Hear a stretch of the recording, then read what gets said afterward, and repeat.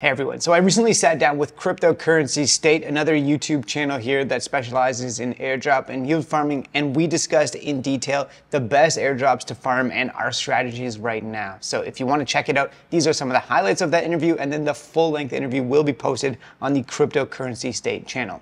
Hope you enjoy. So today we are going to, of course, check everything. How is the space on crypto airdrops? What are the best airdrops that we think are worth it right now? And all our strategies and insights on airdrops. So we are going to do a very quick presentation. It's an honor for our channel. Many of our followers in Cryptocurrency State, of course, are following you, Crypto Cove. So yeah, our channels are very similar in many things because we are great channels, I think, related to airdrops. And of course, we have different point of view in many of the things. So I think this collaboration is going to be super helpful for both communities. Mm-hmm. Okay, so airdrops right now, we have many airdrops. Each day more projects launch airdrops, so it's starting to get like a common thing. But my strategy right now is first to identify the type of airdrops so I can have better decisions on in what I want to spend my money and time and what I think is not really rewarded, at least for my airdrop strategy right now. So from 2024, I started this passive airdrop strategy. I know many of you are doing it in Cryptocurrency State, but I created 12 wallets and I stake Cosmos, Celestial Dimension, and PIF tokens.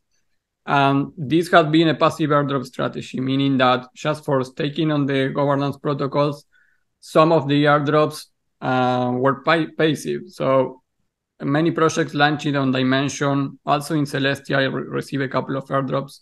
These are airdrops that are not super significant and are usually small projects or new projects with not big funding. But in my 12 wallet strategy, I have to say that has some weight because I have a couple of hundreds of dollars each time that one of these airdrops on this ecosystem happen. And for me, it's like I really believe in these 4 projects: Atom, Celestial, Dimension, and PIF. So I don't feel that I have too much risk on this because I think these tokens are going to perform well in the bull run. So for me, this is my first strategy, which is passive. The second strategy for airdrops that I can I add something here? Yeah. You still don't have Jupiter. How do you still not have Jupiter in this list? I don't understand. Come on. Yeah, I farmed Jupiter. I forgot to add it like a passive airdrop. Okay, so Jupiter as well. That's good.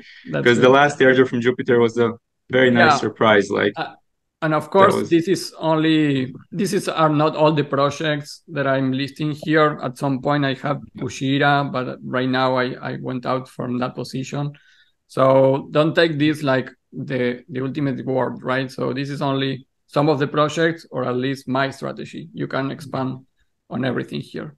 Yeah. What I just want to share here is like, what are the niches more than the best strategy or not? So second, I have specific projects, and for specific projects, I don't count some of them like for restaking projects. This is another niche for me. Specific projects are more like projects with good funding, but where you cannot just deposit money and wait for points. So you need to do actions. And that is usually, from my perspective, better because you will find less whales doing it. Because whales, the only thing that they want is to put capital and get passively airdrops, like we saw with Eigenlayer. So, for example, Immutable right now has more than 200 millions, but you need to daily claim your gems. You need to play games to get all those rewards. So I think it's a good airdrop. It's not super easy to farm, and it's not super contaminated by whales right now. I put Scroll here, but Scroll actually is already entering in that category that if you put money there, you will be fine getting the marks and sessions. So it's not really there. So this is my second category. So the third category is restaking. 2024 is crazy with this. And I think it's a good strategy, but it's only if you have a lot of capital to put in. We saw what happened with Justin Sun just putting millions and millions to receive the Eigenlayer airdrop. So we really cannot compete with them. So that is why I put red in this. It's easy to apply and get the airdrop, but I didn't saw good results with this strategy. I I am in some of these strategies, but I think I could use my money sometimes in a better way, or at least, I don't know, the funds to another airdrops. Right now, I did a video 2 days ago about Fuel, and Fuel is the same. I mean, they have 82 in funding, but you just need to put the money there and you will receive points. So even if you receive those points daily, one whale can appear 2 days before end with $2 million and they will stall all your rewards, really. So I think this is a great niche if you have capital to spend there. Then one of the bridges, I think, is a very interesting niche, and I really like this. Wormhole and Layer Zero, at least from my perspective, were very good airdrops. And this could be also full of whales, but you really need to do transactions. So it's it's more difficult for whales to really get into everything. So yeah, right now I think Hyperlink is one of the very good bridges to do right now. But of course, consider that the funding is 18 million, it's not 200 million like Layer Zero or Wormhole. So I think we are expecting less rewards, but still I think there are many opportunities, not only this project, there are many other good bridge projects that suddenly they could launch the airdrop. I think that is great. Another niche is perpetual exchanges. Boris covered a lot about this in cryptocurrency state. This is also not super farmed by whales because you really need to trade there. So you are exposing your capital in trading to generate volume. And always you collect points on these airdrops. It's like many other protocols. But I think if you can really minimize your risk doing some good trading strategies, and of course you will lose a little bit of money, but you can generate a lot of volume for these airdrops. And I think usually are very well rewarded, like Zeta Markets and GRBT probably soon when they launch the perpetual exchange is going to be in this category too. Then we have mention, if I may mention Drift. You didn't mention Drift. Drift was the biggest printer for you also, Cove, right? Because Zeta was like okay, but Drift paid so much proportionally, right, from perpetual exchanges. Parcel not so bad also, but what was your best perpetual exchange, Cove? I did better on Zeta than on Drift, actually, personally. And I am not farming all perps. I find like trading on perp decks is super time consuming and also high risk.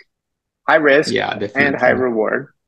If you open up delta neutral trades using like 2 dexes, then that could be good. You could go long on Zeta, short on Drift or whatever. But I don't know. I just don't have the time to trade on perp dexes these days. So I'm not actively farming any at this point. After Zeta, like I have not been trading on any perp dexes. I just want to say that confirms my theory that not many people is actually farming this because it's more complex. And yeah, you have your risk on your capital. But yeah. Yeah. You can get wrecked.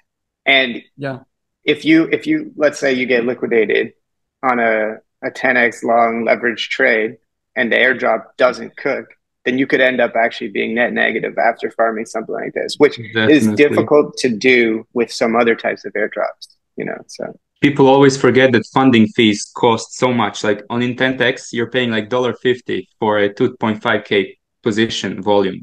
That's crazy. Yeah. Like funding fees can really ramp up if you keep a position open because you don't want to close in a negative. So yeah, it's just a lot of things to people don't. I don't think people understand trading on perp dexes that much. They don't understand the strategies to minimize risk and the costs as well. And yeah, you leave a trade open for a few weeks because you think it's doing well, or you're waiting for it to be, you know, in profit before you close it. And then it just keeps going down. And yeah, it's definitely a risky game. And I never recommend trading on perp dexes for people that do not have at least intermediate to advanced knowledge. 100%. Agreed. I think that is a very good warning to everyone watching this video. But yeah, I think for me it's a niche. At least I can categorize like a niche if you are interested in that. And if you are a trader, so it will be one of your best niche to do airdrops. So to finalize the list, I have testnet free airdrops right now. At some point we were doing all the airdrops that appear in a testnet. Right now we call them The confirmed ones incentivize testnet, so the project already confirmed it.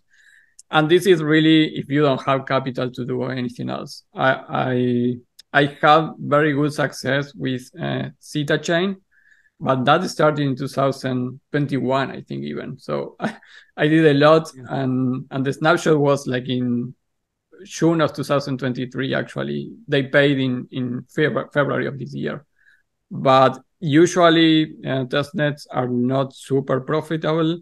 And something that you can see here is that usually they don't have too much funding. So it's difficult to know how much you can expect. And my last experience with Fuse and others is that they change too much the criteria over time. So some of them say, well, this is an incentivized testnet for 1 month. And after the month ends, they extend to another month. So it doesn't work it really. One exception is Chain here, but I'm not 100% that they are going to reward the testnet right now. It's not confirmed that they are going to do that. So they have a lot of funding, but probably it's going to move into mainnet, and there is where we are going to need to interact a lot. But if you don't have really liquidity, I think it's worth to try it at least. You were talking about with linear airdrops that whales have the massive advantage and you can't even compete, right? So let's say Justin Sun comes in with $1 billion, deposits it into Swell, and then eats up 90% of the airdrop if it's fully linear. Well, when we're talking about testnets like this, I feel like you also can't compete unless you're willing to dedicate like 4 or 5 hours a day to just clicking buttons, because you're competing against click farms in China, in the Philippines, wherever, where they have like, you know, walls of computers and phones, and like how can you possibly compete with that either? Yeah, it doesn't seem logical. Yeah. Besides, Chain has millions of wallets. A couple of examples of those is Initia and Sintor. I don't know if you have been checking those. Initia, you have this genie, like a Tamagotchi, that you need to do actions. It was not easy. The Tamagotchi was dead if you didn't buy the meal and everything. So I think no idea. That one is not really easy to farm. I don't know if you have really bots that could do that task. And Sinter, you need to interact with C-Lite to get points, to get the testnet transactions. I was doing those too. I actually did those too. So I think whales are not doing them. But again, the reward could be small because they don't have really much funding. So maybe you get a couple of hundreds, $200. So that is not bad if you have the time and you don't have money. In some countries, $200 could be significantly. So yeah, I think I will mention like testnets is for those specific cases that you want. And like with Tyco, for example, Tyco testnet rewarded participants. I think like $100. In the end, I don't know if it was actually worth the amount of time that I spent, but I fully agree with you. If you have no capital and lots of time and you live in a place where couple $100 makes a massive difference, then those are solid projects for sure. Then I have like under the radar projects. This is a category that it could be also specific projects, but I tried some of them, like just very new projects. I don't really know the capital behind the companies, but some of them have 800 participants, and I think the project was really good. But yeah, this under the radar project it's also for Vintest. That is why I put orange. Some of them work, some of them not. So I don't know. And finally, we have ecosystem airdrops. We are familiar with this. And here is where the very 2-per-1 airdrop, 3-per-1 airdrop strategies begins, which is super important to do. If you are doing a specific airdrop or in Say, maybe you needed to put some liquidity pools there, then you are participating also in Say, which happened here on the last reward. So ecosystem airdrops, you can actively trade or do transactions on specific ecosystems, or you can do like other types of airdrops in this ecosystem. So you will be participating also. One example is Aptos. I think we should get an airdrop soon. And I think it's going to be a surprise airdrop too, not a point system or something like that. And those are actually very good airdrops. Optimism already did 4. Nobody knew about the airdrops. I happened to be doing NFTs on Sora, and I got on all my wallets Optimism 4, and it was great. It was great for me. So yeah, I think you always can be working on this niche when you do other airdrops on other niches. But yeah, Absolutely. this is what I wanted to Maybe share. just I would just add the BRC20 ecosystem, because if you're talking about under the radar opportunities, there is no better way to make money if you're willing to pay those Bitcoin gas fees and just fund a new wallet and do everything completely new, because it's been such a good ecosystem to farm for the last year, but Yeah. it is so hit and miss. And if you're not surrounded with people who are actively farming it, you're gonna miss so much, like if I hadn't actually seen people talking about that pizza thing in late May, of course I would miss that claim. Like who the hell knows about that? Who talks about that? Maybe there's like 10,000 wallets, or maybe I said too little, but less than 50,000 wallets for sure in the whole world are even interacting on this ecosystem. And that means it's like probably 5 to 10,000 people in the world if you have about 50,000 wallets. So yeah, that space is crazy. And I highly recommend that if you have the attention to actually give some time and energy to this ecosystem, even a couple $100 is enough to get you started. Like buy some Bitcoin NFTs, buy some runes, but runes are super speculative and not the best. But there's this thing called fractal Bitcoin. It's coming in September. That's going to be insane. Imagine, guys, imagine Ethereum transaction fees and finality and speed on Bitcoin. So that's what we can expect in September. So I'm really, really looking forward to that update and change. So airdrops, it kind of comes in waves from what I've seen. I've been farming for a few years now. And I think in, like May, beginning of June, we went through like a peak for sure in terms of the number of tokens that were launching. And it's dropped off a bit since then. But in my opinion, it's actually a good thing because there was too many new tokens being launched. There's not enough liquidity in the market to absorb them. Exactly. And then so on launch day, all you see is like a red candle straight to zero, basically. So a little bit of that needed to kind of just like get out of the system. And I think airdrop ecosystem is a little bit healthier at this point. And then I also think some people have kind of given up after a few disappointments. And even if 1 in 10 airdrops ends up actually being really good, let's say you farmed like 8 or 9 of the ones that weren't, then you get disappointed and you leave the ecosystem. So I feel like we've actually seen sort of a drop in the number of tokens launching, a drop in just like the general market sentiment around airdrops. But I still see a lot of decent opportunities.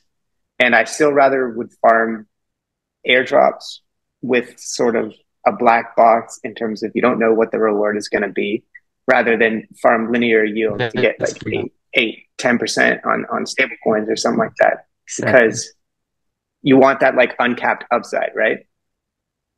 And then so in my opinion, what it boils down to is you got to assess what opportunities right now actually might have that uncapped upside. And so for me, one of the main ones that I've been aping into with a pretty significant chunk of capital across multiple wallets is Mantle's new Metamorphosis campaign, farming this Cook token that they're dropping. And, that's like a TVL based airdrop. So if you have a decent chunk of capital, you can probably get a solid allocation from that. But if you don't have a lot of capital, there's other more activity-based airdrops that are solid opportunities. Parcel I spoke about previously, like people were trading.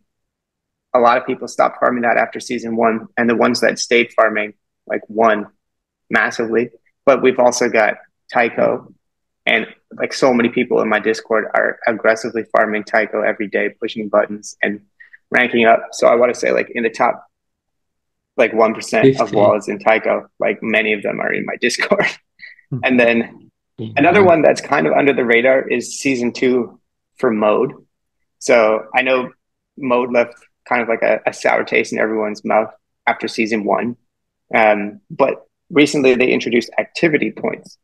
And so if you're not a whale, you can rank up very quickly and easily just by pushing a few swaps, moving some money around on the network. You can get activity points and you can rank up in the top like 1,000 wallets like very, very quickly.